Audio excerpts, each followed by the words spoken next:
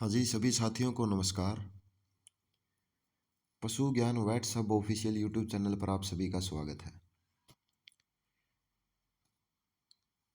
वीएलडीए का जो रिजल्ट आया है उसके बारे में हमने कल वीडियो बना दी थी और उसको अच्छे से समझा भी दिया था कि ये रिजल्ट किस तरीके से तैयार किया गया है और इस रिजल्ट के अंदर जिन भी कैंडिडेट्स का नाम आया है वो कैसे सेफ है और क्यों सेफ है। ये चीज़ें हमने कल बात बता दी थी और ये बताने के बाद में कई और वीडियो आने लगी थी अलग अलग यूट्यूबर्स की। लेकिन उससे पहले तो किसी को नहीं पता था भाई ये इंडिपेंडेंट ऑफ सोशियो इकोनॉमिक्स है, तो कैसे ये फाइनल रिजल्ट है और कैसे ये सेफ है।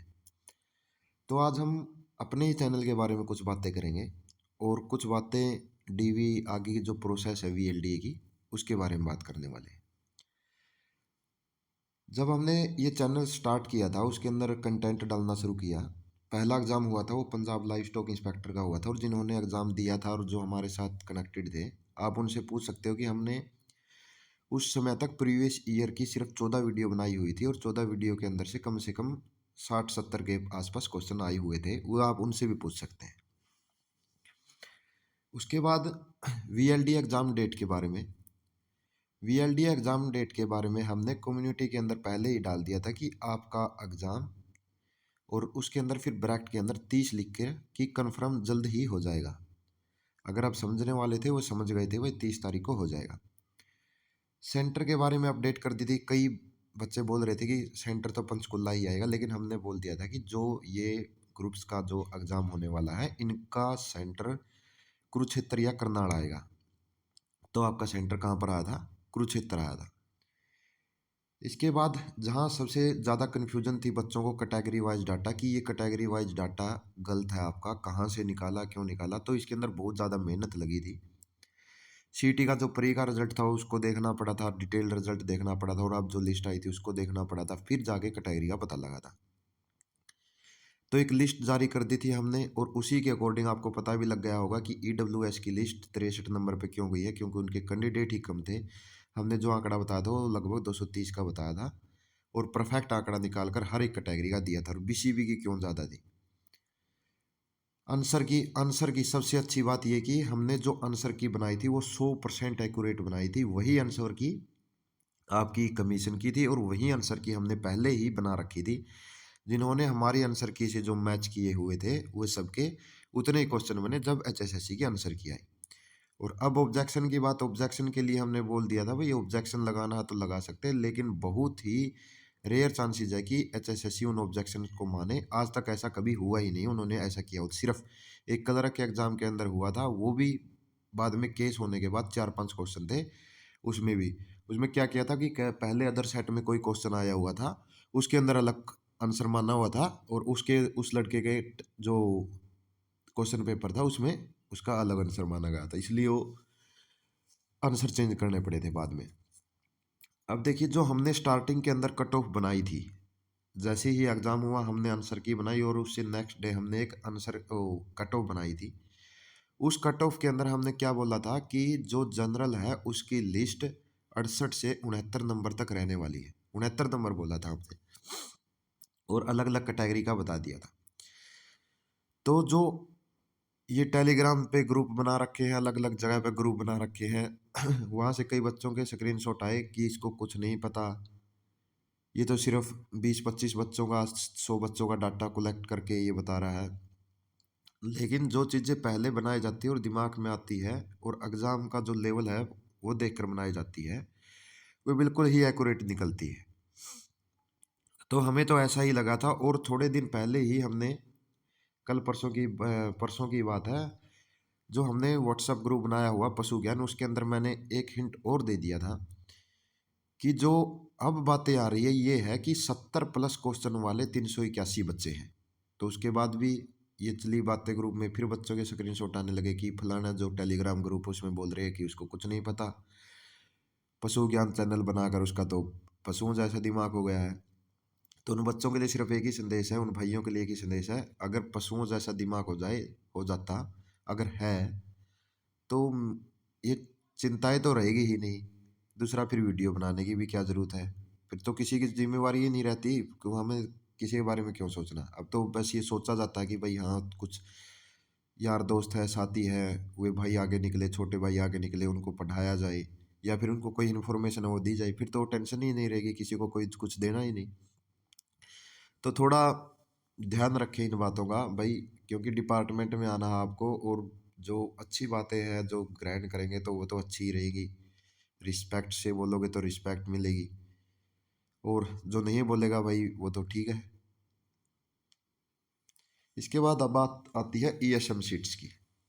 तो हमारी जो कट ऑफ थी स्टार्टिंग वाली, आप देख सकते हो उसको।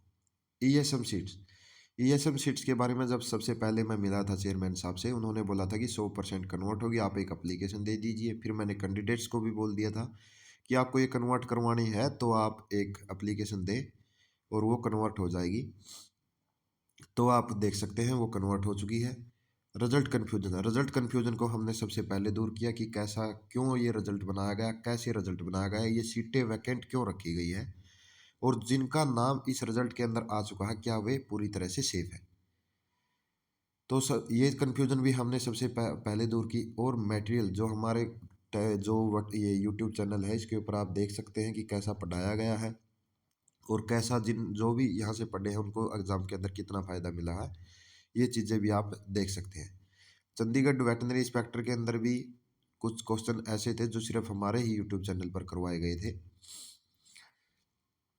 तो ये बात हुई। आगे का जो प्रोसेस होगा, जो लिस्ट है आपकी, अब जो सीटें वैकेंट रखी हुई है, जैसे 9 सीटें हैं जनरल के अंदर वैकेंट रखी गई है, 4-5 सीटें ईडब्ल्यूएस के अंदर रखी गई है। इन्होंने ये ऐसे सेट कर दिया है कि जो कैंडिडेट्स, जैसे मान लीजिए जनरल के अंदर 72 क्वेश्चन पे लगी हुई है, अब 71 क्वेश्चन वाला है, थोड़ा समझिए। मान लीजिए जनरल के अंदर 9 सीटें वैकेंट है, 9 का आप है कि 4 गुना कर दीजिए। अब जितने कैंडिडेट डेट हो गए, मान लीजिए उन्होंने 40 कैंडिडेट्स बोला, देख लिए, 40 कैंडिडेट्स देख लिए। अब 71 क्वेश्चन के ऊपर क्या 40 कैंडिडेट है? अगर 40 कैंडिडेट नहीं हुए तो क्या 70 नंबर तक, 70 क्वेश्चन तक 40 कैंडिडेट्स है, या फिर 69 क्वेश्चन तक 40 कैंडिडेट्स है? अब उन्होंने मान लीजिए 68 क्वेश्चन तक उन्होंने कैंडिडेट्स को उठा लिया। ये जरूरी नहीं भाई 40 कैंडिडेट को ये उठाएंगे, 68 क्वेश्चन तक। मैं 68 क्यों कह रहा हूँ, 2.5 नंबर जिसको मिलते हैं उसका 3 क्वेश्चन फालतू हो गए। तो जिसके 69 क्वेश्चन ठीक है, अगर उसके अंदर 3 जोड़ा जाए तो उसके 72 क्वेश्चन हो गए, और वो कट ऑफ के अंदर आ रहा है। तो उन्होंने उठा लिए 69 क्वेश्चन तक सबको। उठा तो 68 को भी सकते, ओ 69 तक ही उठाएंगे। 69 प्लस में 3 हो गया ये। 68 को कब उठाएंगे? अगर उसको मार्क्स नॉन जॉब के भी मिल रहे हैं और फादरलेस के भी मिल रहे हैं, तब उठाएंगे। अब इस चीज़ को देखिए, 69 क्वेश्चन वाले उठा लिए। अब 69 क्वेश्चन के अंदर जिसको सोशियो इकोनॉमिक के मार्क्स मिल रहे हैं, हो सकता है कि 69 के ऊपर ही 4-5 बच्चे को सोशियो इकोनॉमिक के मार्क्स मिलते हो, तो वे कट ऑफ को पार कर जाते हैं, और पार करने के बाद जो उनकी पार कर जाएंगे और उनका जो लिस्ट के अंदर नाम आ जाएगा। अब 71 पे है कोई कैंडिडेट, उसको एक्सपीरियंस के नंबर मिल रहे हैं।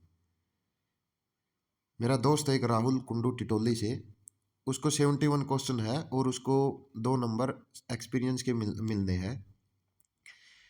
तो वो क्या करेगा, वो उस कट ऑफ को पार कर जाएगा। पार करने के बाद उसका नाम उसके अंदर लिस्ट के अंदर आएगा। और कल हमने जो वीडियो बनाई थी उसके अंदर यही बताया था कि जो ये रिजल्ट है ये सिर्फ सीरियल नंबर वाइज बनाया हुआ है। जब आपको सोशियो इकोनॉमिक के मार्क्स मिल जाएंगे और डिटेल रिजल्ट आएगा कि इस कैंडिडेट के इतने नंबर थे और इतने इसको सोशियो इकोनॉमिक के मिले हैं, तब एक ऑर्डर ऑफ मेरिट बनेगा कि कौन, किस कैंडिडेट की पहली रैंक है, किस कैंडिडेट की दूसरी रैंक है, किसकी तीसरी रैंक है। तो 69 क्वेश्चन वाले हैं, उसके अंदर जिसको सोशियो इकोनॉमिक के मिलेंगे तो वो पार कर जाएगा। 68 वाला है उसको मिलेंगे तो वो पार कर जाएगा। अगर सेम रैंक के ऊपर रहते हैं, सेम नंबर बनते हैं, तब उसकी डेट ऑफ बर्थ की देखा जाएगा कि किसकी डेट ऑफ बर्थ बड़ी है। तो अब रिजल्ट आ गया है, रिजल्ट डिपार्टमेंट को भेज दिया जाएगा। डिपार्टमेंट ने, जो हेड डिपार्टमेंट है उसने अलग अलग जो हमारे एसडी ऑफिस है, डीडी ऑफिस, उनको भेज दी है चिट्ठी कि कितने वैकेंट पोस्टें हैं, कहाँ कहाँ वैकेंट स्टेशन है। अब ये डिपेंड करता है कि डिपार्टमेंट के ऊपर, डिपार्टमेंट डीवी करती है या नहीं करती। मेरे अकॉर्डिंग अगर डिपार्टमेंट करेगा तो हो सकता है, अगर डिपार्टमेंट करता है तो वहाँ बुलाएगा एक बार परफॉर्मा पिछली बार की तरह कि आप कौन सा स्टेशन चाहते हो, प्रेफरेंस भरवाएगा। लेकिन ये जिस हिसाब से लग रहे हैं कि जल्दी से जल्दी भर्ती कीजिए, तो ये करेंगे कि वहाँ डिपार्टमेंट के बाद पास लिस्ट पहुँच चुकी है। जैसे ही वैकेंट स्टेशन की 1-2 दिन के अंदर लिस्ट जाएगी तो वे सभी को स्टेशन अलॉट कर देंगे। फिर आप अपने एसडी ऑफिस या डीडी ऑफिस के अंदर जाएँगे और वहाँ जाने के बाद ज्वाइनिंग करेंगे डीडी ऑफिस के अंदर। ज्वाइनिंग करने के बाद वहाँ वे डॉक्यूमेंट्स आपके हो सकता है कि चेक कर लें। उनको आदेश दे दिए जाए कि इनके डॉक्यूमेंट सभी को आपको चेक करने हैं और जो भी कुछ है कि अदर स्टेट का है। अब तो मेरे हिसाब से जो अदर स्टेट्स वाला इशू था, वो पीछे एक केस हुआ था अदर स्टेट्स का, वो जीत चुके थे अदर स्टेट्स वाले। तो हो सकता है कि वो भी जीत जाएँ, अब इनको इसीलिए नहीं हटाया गया हो। एक जो मिसकन्फ्यूजन थी, ये थी कि जो रिजर्व कैटेगरी के अंदर कोई कैंडिडेट था, उसको रिजर्व कैटेगरी में क्वालीफाई किया उसने। सीईटी की पॉलिसी थी उसके अंदर देखा है कि अगर किसी कैंडिडेट्स को जनरल के अंदर फाइट करना है तो उसको जनरल के इक्वल ही नंबर लेके आने पड़ेंगे।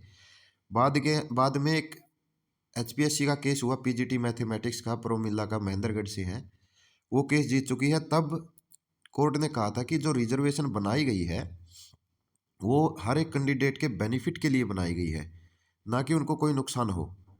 तो अगर रिजर्व कैटेगरी के अंदर कोई कैंडिडेट क्वालिफाई करता है और उसके बाद में जनरल से ऊपर नंबर आते हैं तो उसको जनरल में शिफ्ट किया जाए। लेकिन कल एचपीएससी ने ये केस भी 4 गुना वाला केस था ये, कुछ उनका मतलब कि कैटेगरी वाइज पहले क्या होता था कि रिजल्ट जो डीवी के लिए होता था उसको कैटेगरी वाइज बुलाया जाता था 4 गुना के लिए।